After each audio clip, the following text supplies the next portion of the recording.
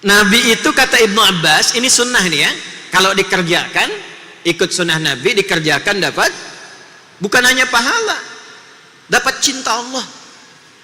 Itu yang mahal tuh.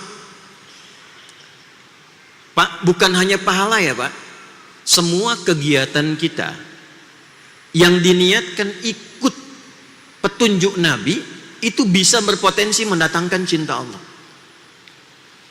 Bangun, ikut cara bangunnya Nabi. Mau minum, ikut cara minumnya Nabi. Diniatkan ingin ikut Nabi. Itu seketika turun hukum Quran surah ketiga Ali Imran ayat 31. Qul in kuntum tuhibbunallaha fattabi'uni yuhibbukumullah. Viralkan Muhammad. Jika ada orang yang serius mencintaiku, buktikan cinta hambaku kepadaku dengan mengikuti contoh dan jalan hidupmu. Ketika ikut diikuti, Allah turunkan cintanya kepada kita. Jadi kalau cinta Allah sudah turun Pak Ibu, itu selesai. Dosa diampuni, rahmat diberikan, rizki dilimpahkan, ya. Belum kita berpikir minuman sudah dibagikan, itu rahmat itu. Rahmat kan masuk masjid tuh baca rahmat kan, Allahumma ftahli abwaba rahmatika. Ketika rahmat datang, semua datang. Ayo bagikan tuh. Baik, balik ya. Maka kata Ibnu Abbas itu adalah kebiasaan Nabi Sallallahu Alaihi Wasallam. Satu, kalau beliau bangun tidur, beliau duduk terlebih dahulu. Ini sunnah. Bukan hanya cara, tapi sunnah. Diikuti, dituliskan pahala, potensi cinta Allah. Duduk. Ya, bangun tidur, terus duduk. Kan barusan dibilang, nggak ada orang bangun tidur langsung mandi itu. Ya, bangun tidur, ganti liriknya tuh di TK-TK Aisyah ya, sesuai dengan sunnah dan hadis. Nabi bangun tidur, terus duduk. Dalilnya Abu Daud nomor hadis 1367, rawinya Ibnu Abbas. Bikin status tuh. Tenang dulu, biarkan darah mengalir. Setelah itu, wa masaha biyadihi min athari naumi, beliau menghilangkan bekas kantuknya dengan bagian tangannya yang bersih. Ini penting kalimat ini karena nanti ada hadis lain, jika Anda bangun tidur maka cucilah tanganmu karena engkau tidak tahu kemana tangan itu berkelana saat engkau tidur itu. Karena itu redaksinya bagian tangan yang bersih, hilangkan bekas ngantuk. Jadi bukan langsung baca doa, kantuknya hilang dulu supaya baca doa dalam keadaan sadar, paham tentang apa yang dibaca.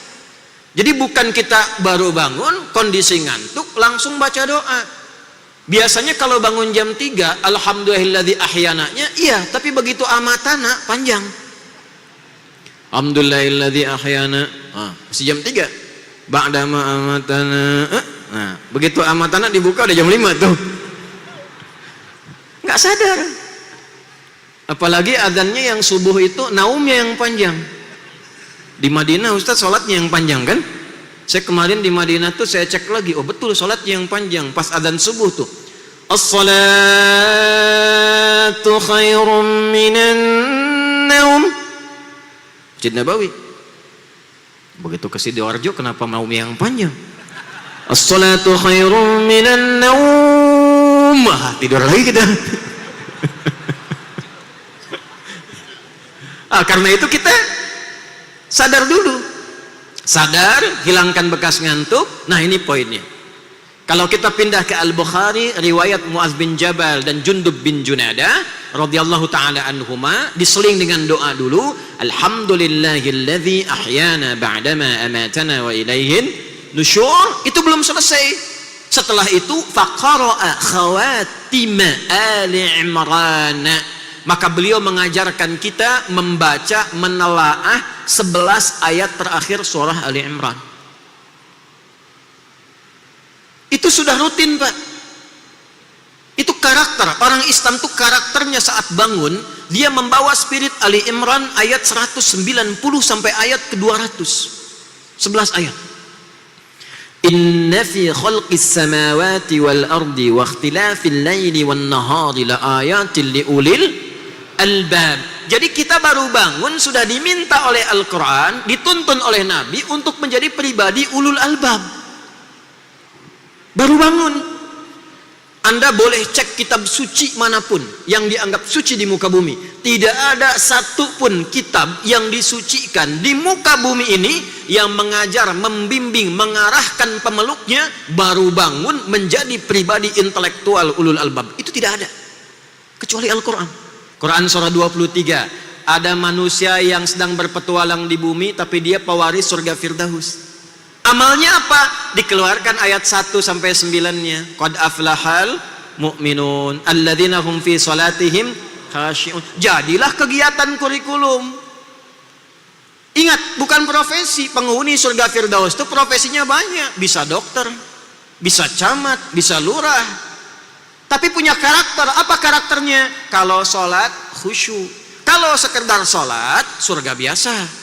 Tapi kalau ingin Firdaus, belajar khusyuk menikmati sholat. 1. Walladzina hum 'anil lagwi mu'ridun. Yang enggak penting tepikan. Ini bermanfaat, berkata bermanfaat, katakan.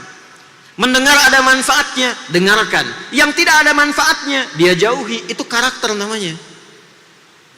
Profesinya boleh apa saja. Turunkan itu ke bumi. Jadikan panduan dalam berkehidupan.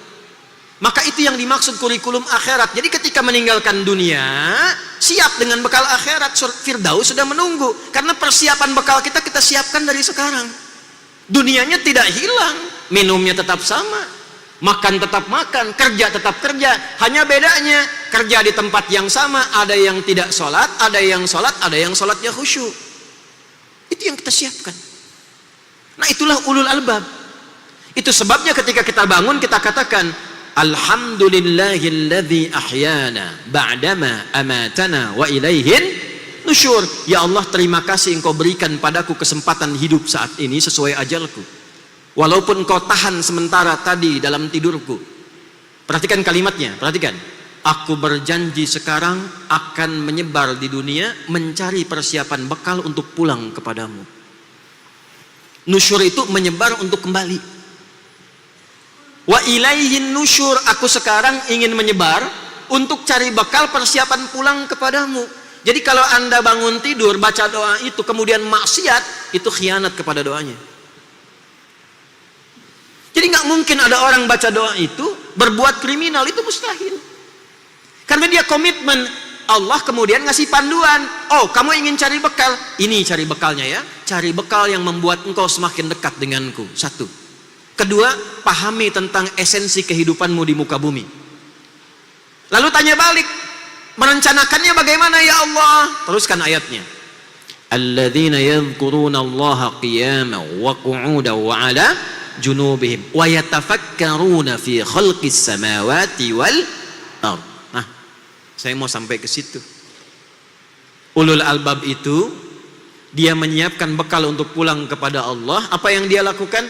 Dia menyiapkan semua agenda kegiatannya. Tafakkur itu menyiapkan sesuatu sebelum dikerjakan. Contoh gini, maaf ya Pak Ibu, sekarang jam 9, saya tanya, jam 10 Bapak mau di mana? Jam 11 nanti di mana? Sholat duhur berjamaah di mana? Asar Ibu nanti ada di mana? Jam 5 mau kerjakan apa? Jam 7 ada di mana? Malam nanti mau baca Quran berapa halaman? Hari ini sedekah mau berapa? Sudah ada belum? Ulul albab itu dia rinci, bangun tidur sudah jelas agendanya. Maka itu waktunya disebut dengan subuh. Subuh itu dari kata asbah, yang sudah siap rencana dan kegiatannya. Nah, dalam rangka merencanakan kegiatan itu mesti ada titik pusat yang membuat kita semakin dekat dengan Allah, yang menjadikan kegiatan kita terkoreksi, yang menjadikan semua aktivitas kita menjadi tenang kembali, yang membuat kebahagiaan kita datang dengan cepat. Mesti ada satu titik yang kalau kita ada persoalan balik ke situ lagi. Kalau kita ingin memulai dimudahkan datangnya ke situ. Itulah masjid.